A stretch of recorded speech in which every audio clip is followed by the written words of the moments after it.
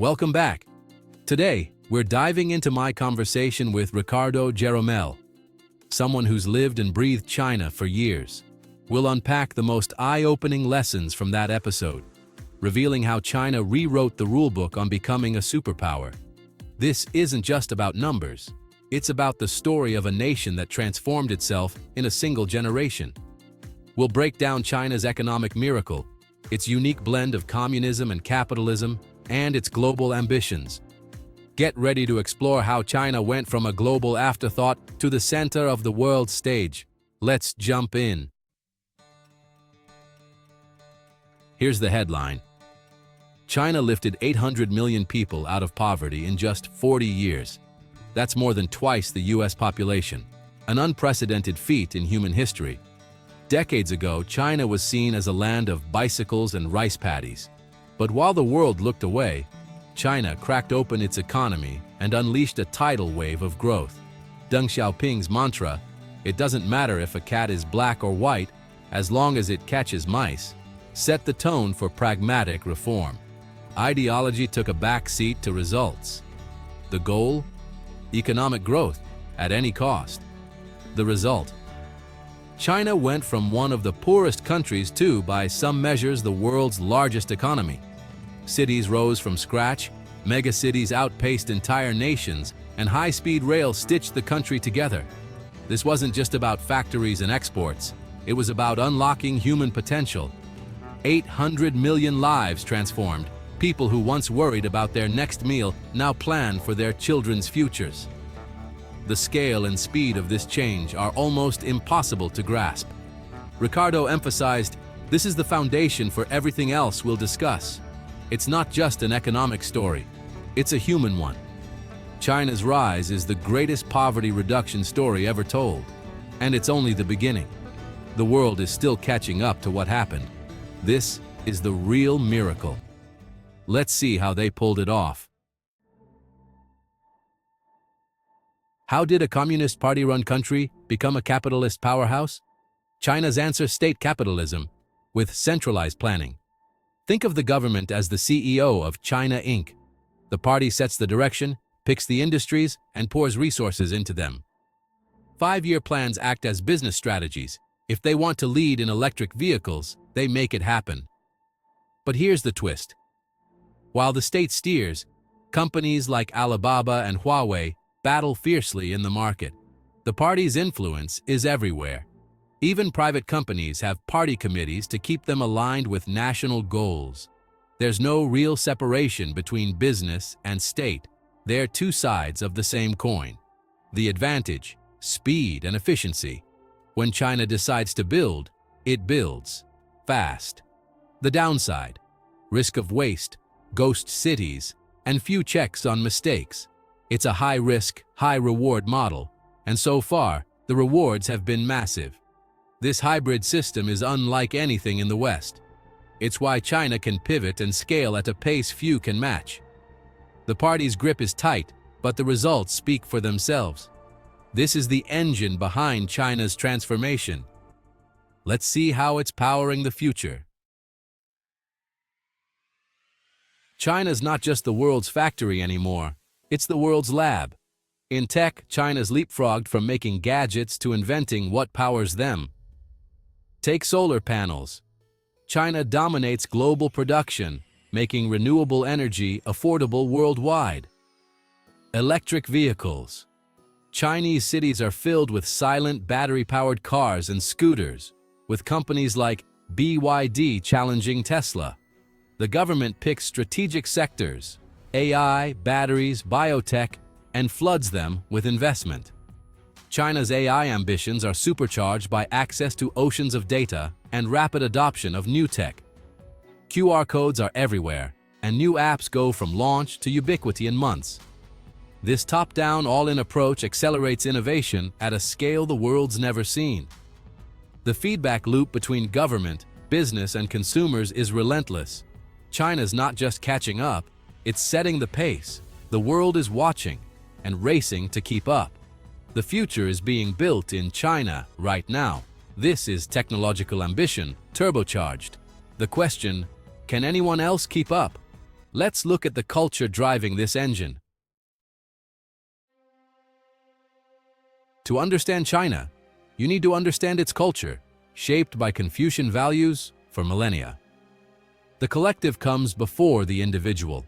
Education is a moral imperative. The Gaokao exam is a national obsession, fueling a disciplined, skilled workforce. The 1996 work culture, 9 a.m. to 9 p.m., 6 days a week, reflects a society hungry for success. Public safety is high, but it comes with heavy state surveillance. The social contract, economic prosperity and stability in exchange for limited political freedoms. The internet is censored. Dissent is not tolerated. This trade-off is central to China's model, opportunity and order, but at a cost. Understanding this balance is key to understanding China's choices. China's transformation isn't just internal. It's reshaping the world. As the top trading partner for over 140 countries, China wields immense economic leverage. Initiatives like the Belt and Road are building infrastructure and influence across continents. But China's soft power lags behind. Its culture and political model aren't as exportable as America's. The US-China rivalry defines our era. Not a Cold War, but a race for tech, economic, and military supremacy. Trade wars, tech battles, and military posturing are the new normal. Each side is building alliances, vying to shape the global future. How this rivalry plays out will define the next decades. China is both partner and competitor, sometimes at the same time. The world is adjusting to a new center of gravity. The stakes couldn't be higher. Let's talk about seeing China for yourself. Thinking of visiting China? It's not like backpacking through Europe. Plan ahead. My top tip: get a guide or a local contact. The language barrier and unique digital ecosystem make it essential. Western apps won't work. You'll need WeChat, Baidu Maps, and Didi. Start in Beijing for imperial history, then take a high-speed train to futuristic Shanghai. The contrast between old and new is striking and tells China's story in 2 cities. If you have time, visit a Tier 2 or Tier 3 city to see the real, raw energy of China's growth. Expect overwhelming hospitality and curiosity from locals. Embrace it, be respectful, and you'll have an unforgettable experience. Seriously, don't skip the guide. China is vast, complex, and endlessly fascinating. A little preparation goes a long way. Dive in with an open mind. You'll come back changed. Want to go deeper? Here's my essential China reading list. Start with On China by Henry Kissinger for the big picture strategy. The Party by Richard McGregor reveals how the Communist Party really runs things.